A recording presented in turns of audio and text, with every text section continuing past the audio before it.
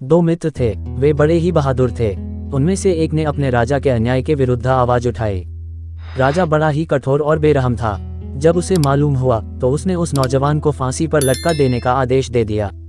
नौजवान ने राजा को कहा कि आप जो कर रहे हैं वो ठीक है और मैं खुशी खुशी फांसी चढ़ जाऊंगा, लेकिन आप मुझे थोड़ी समय दीजिए ताकि मैं गांव जाकर अपने बच्चों से मिलाऊं। राजा ने कहा, नहीं, ऐसा नहीं हो सकता, मुझे तुम पर भरोसा नहीं है।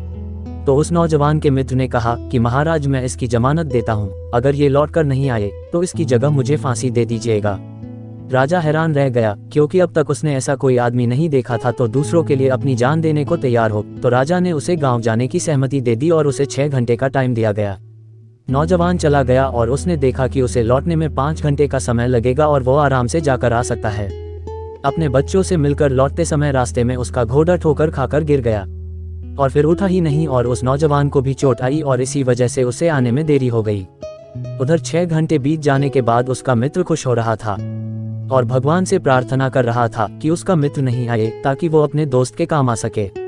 तय समय पूरा हो जाने के बाद मित्र को फांसी पर लटकाया जा रहा था कि नौजवान आ पहुंचा और उससे कहा, अब तुम घर जाओ और मुझे विदा करो।